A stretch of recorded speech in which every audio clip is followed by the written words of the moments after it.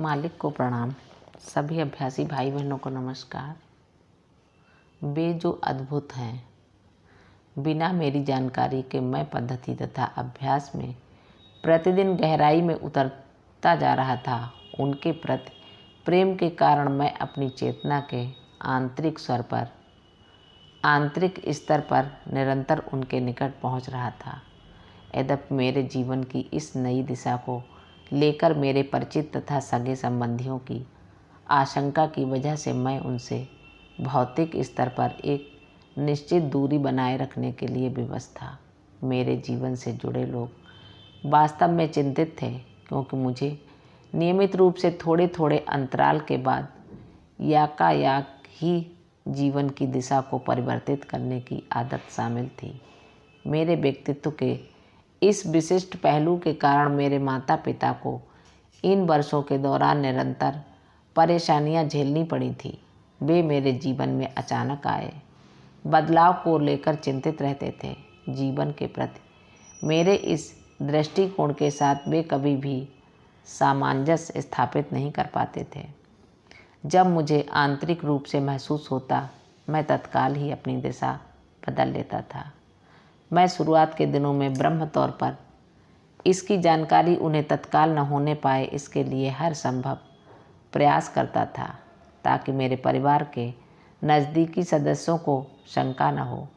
लेकिन इन परिवर्तनों के लिए मुझे जैसे ही आंतरिक रूप से निर्देश प्राप्त होता मेरे मन में शीघ्र ही इस परिवर्तन के लिए कुलबुलाहट होने लगती तथा मैं तुरंत ही अपनी दिशा परिवर्तित कर लेना चाहता था।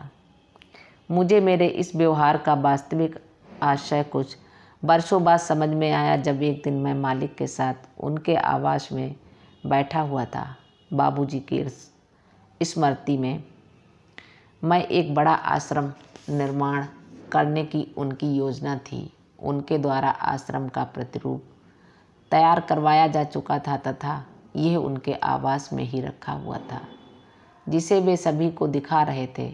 इस भवन के निर्माण की अनुमति संबंधित विभाग से प्राप्त हो गई थी। उन्होंने विश्व के सभी केंद्रों से आवश्यक धनराशि जुटाने के लिए आग्रह किया था, जिसके लिए उन्होंने एक छोटी सी पुस्तिका प्रकाशित करवाई थी, जिस पर आश्रम का चित्र प्रदर्शित किया गया था। ऐसी स्थिति में उनके द्वारा उस दिन कार्यकारी समिति के सदस्यों को उनके आवास पर एकत्रित होने को कहा गया था।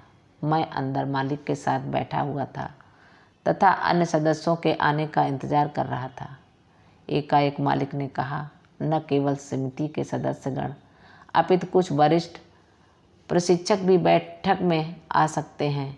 इसी परिप्रेक्ष्य में एक वरिष्ठ प्रशिक्षक के बारे में पूछताछ की, जिनका हम सभी आदर करते थे। उनको बैठक में उपस्थित होने के लिए बुलवाया गया। कोई व्यक्ति उनको तलाश करने के लिए बाहर गया तथा थोड़ी देर पश्चात लौटकर उसने मालिक को सूचित किया कि वे घर जा चुके हैं। फिर उसने पूछा, क्या मैं घर जाकर उन्हें बुला लाऊं?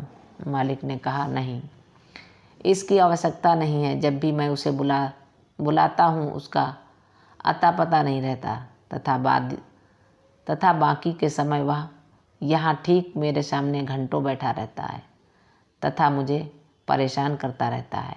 मालिक के द्वारा की गई इस टिप्पणी से एक तरफ तो मुझे धक्का लगा तथा दूसरी ओर मैं निश्चिंत हो गया। मैं हमेशा मालिक को उनके आवास पर जाकर संपर्क करने में संकोच करता था ताकि उन्हें परेशानी न हो तथा उनके आवास पर बार बार जाने में मुझे कोई रुचि नहीं रहती थी। इसके साथ साथ मैं ये भी महसूस करता था कि मैं मालिक के प्रति इतना प्रेम तथा आकांक्षा विकसित नहीं हुई है कि मुझे भौतिक रूप से मालिक के साथ रहने में कोई रुचि हो। मैं ये भी महसूस करता था कि मालिक अपने आवास पर इन वरिष्ठ प्रशिक्षकों की उपस्थिति चाहते हैं, लेकिन अब मुझे पता चला कि यह सब मनगढ़ंत है। वे किसी से भी पक्षपातपूर्ण व्यवहार नहीं करते। मुझे ये अच्छी तरह समझ में आ गया कि उनका उद्देश्य तथा रुचि हम सभी को केवल आध्यात्मिक जीवन के अनुरूप ढालने में है।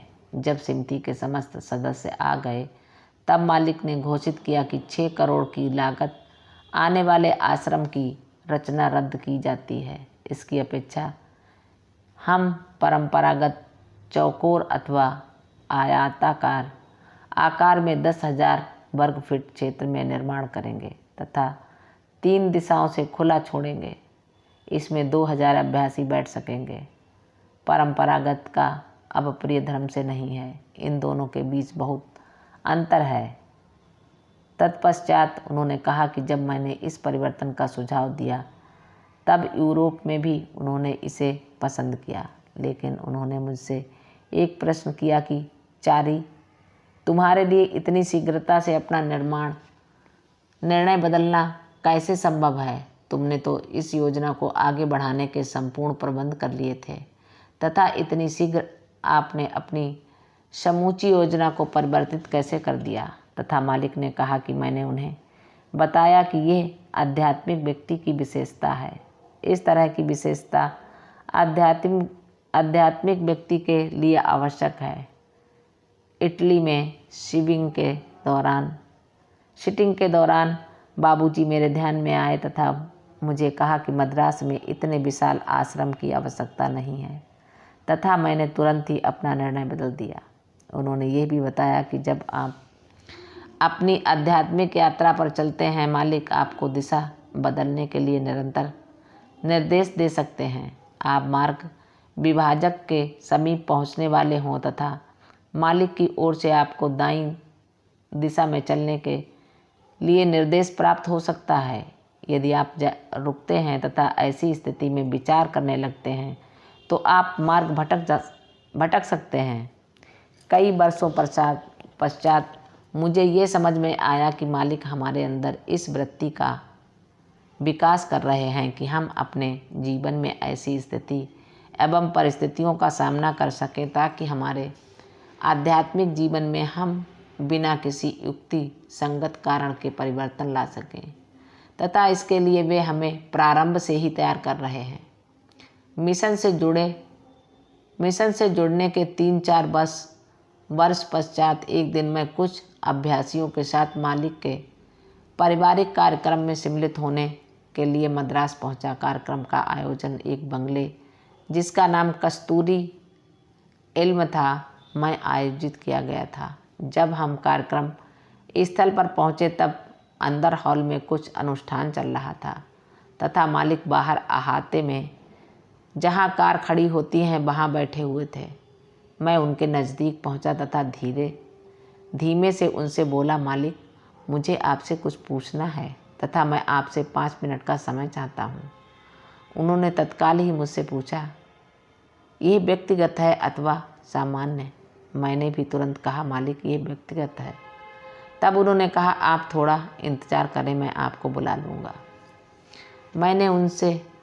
मैंने उनके लिए थोड़ी देर प्रतीक्षा की। कुछ देर पश्चात वे उठे तथा मेरे पास आए। मेरे कंधे पर हाथ रखकर धीमे धीमे चहलकदमी करते हुए मुझे बंगले के बगल वाली पगडंडी पर ले गए तथा पूरी तरह से रुचि लेते हुए एवं अत्यंत स्नेहपूर्वक मुझे पूछा कि तुम्हारी क्या समस्या है।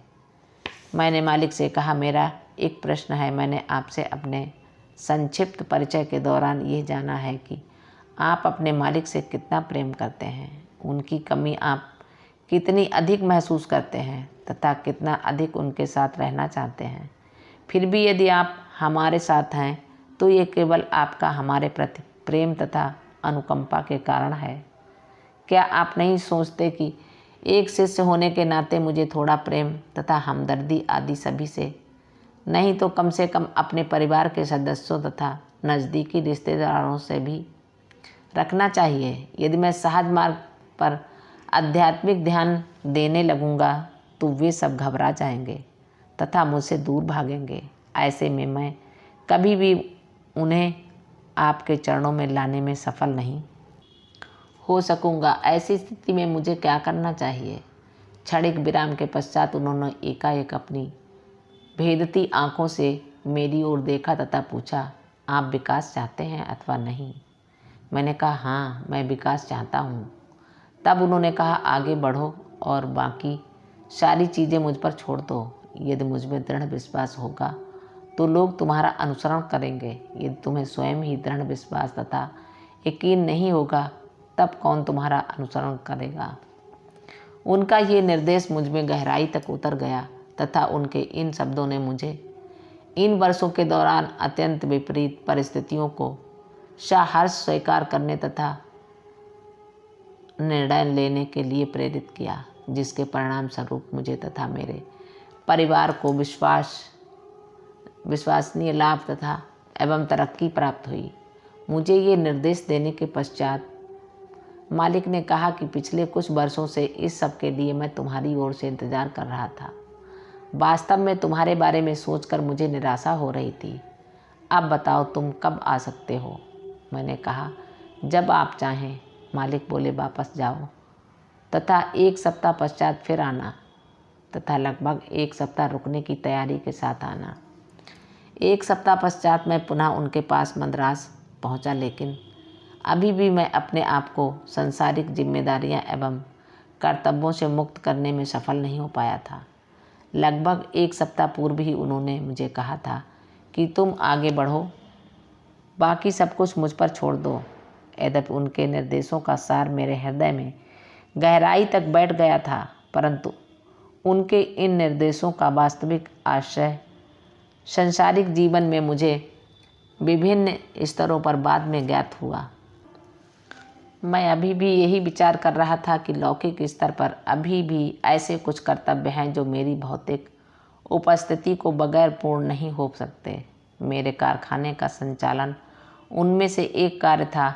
मुझे इस बात का पक्का भरोसा था कि मेरा कारखाना बिना मेरी भौतिक उपस्थिति के प्रतिदिन चला पाना संभव नहीं था। अधिक से अधिक ये बड़ी मुश्किल से 3-4 दिन तक खिंच सकता है, वह भी तब जबकि मेरे द्वारा इन दिनों के लिए आवश्यक निर्देश दिए गए हों।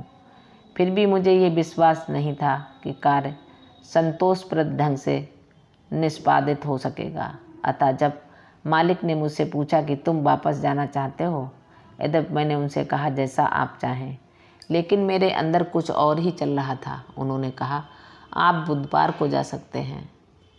हम भाई वर्धन के निवास पर थे। सत्संग के पश्चात उन्होंने मुझे निचले तल पर स्थित कक्ष में तैयारी से पूर्व ही सीटिंग दी। सीटिंग के पश्चात उन्होंने मुझे शाम 3:30 बजे गायत्री बुलाया। मैंने उन्हें बताया कि मैंने अपना कारखाना 2 दिन के लिए बंद रखा है तथा यदि मुझे लौटने से मेरी देरी हो जाती है तो श्रमिक बगैर काम किए लौट जाएंगे। उन्होंने कहा इसमें समय लगता है तथा ये तुम्हारी प्रगति पर ही निर्भर करता है। खैर मैं तुम्हें कल बताऊंगा। यदि मेरा काम पूरा हो गया तो तुम सोमवार को भी वापस लौट सकते हो। अपनी आंखों में चमक लिए हुए उन्होंने मुझे कहा ठीक है, हम सेटिंग शुरू करते हैं तथा मुझे प्रशिक्षक बनाने की तैयारी के लिए आगामी दिनों में 3-4 दिन इसी में व्यतीत हो गए। अचानक एक दिन मुझे तिरुपुर से मेरी पत्नी ने फ़ोन किया। उसके द्वारा दिए गए संदेश से मैं स्तब्ध रह गया। उनका एक सौतेला भाई जो बिहार में कहीं नौकरी करता था तथा अकेला ट्रेन से केरल में अपने मूल पैतृक स्थान पर आ रहा था, उसका सब सुबह जब ट्रेन ईरोड स्टेशन पहुंची तब ट्रेन के शौचालय में पाया गया। ईरोड तिरुपुर से अगला स्टेशन है। रेलवे अधिकारियों ने सबको शौचालय से बाहर निकाला तथा आवश्यक कार्रवाई एवं सब परीक्षण इत्यादि के लिए स्थानीय पुलिस के हवाले कर दिया। उसके सभी रिश्तेदार केरल में थे तथा जहां उसका सब था उसके सबसे नज़दीकी स्थान पर रिश्तेदारों में से केवल मैं उपलब्ध था। अतः सामान्यतः ऐसी परिस्थिति में मुझे ही सारी स्थिति संभालनी थी तथा शीघ्र से शीघ्र सबको उनके रिश्तेदारों के घर पहुंचाना था। इस सूचना के प्राप्त होने के पश्चात मैं दोपहर 3 बजे गायत्री पहुंचा। उन्होंने मेरी ओर देखते ही मुझे पूछा क्या तुम घर गए थे? तुम्हारे लिए एक सूचना थी। मैंने कहा मैं अपने घर गया था तथा आज रात यहाँ से रवाना हो रहा हूँ। उन्होंने कहा ऐसी दशा में मैं तुम्हें कोई सीटिंग नहीं दे रहा हूँ। क्षणिक विराम के बाद उन्होंने कहा नहीं, हम एक सीटिंग ले लेते हैं। सीटिंग के बाद जब मैं जाने लगा तब उन्होंने कहा कि चाय पी कर जाना। चाय के बाद उन्होंने कहा हम विदेशी अभ्यासियों को सीटिंग दे रहे हैं, तुम भी सीटिंग में बैठ जाओ। सिटिंग के पश्चात जब मैं जाने लगा तब उन्होंने मेरे साथ घटी घटना पर दुख व्यक्त किया। मैंने कहा मैं आपसे शनिवार की सुबह मिलूंगा तथा रवाना हो गया। अपने लौकिक कर्तव्यों का निर्वहन कर 5 दिन पश्चात वापस लौट आया और उनसे भेंट की। अब की बार मैंने थोड़ा समझदारी से काम लिया। मैंने यह तय कर लिया था कि यदि वे पिछली बार की भांति मुझे इसके बारे में पूछेंगे तो मैं उन्हें इसके बारे में बता भी दूंगा, लेकिन उन्होंने कुछ नहीं पूछा। सिटिंग चलती रही तथा 3-4 दिन के पश्चात मालिक के द्वारा उनके कार्य करने का सीखने तथा बहुत सी आध्यात्मिक स्थितियों को अनुभव करने के अनेक महत्वपूर्ण अवसर प्राप्त हुए।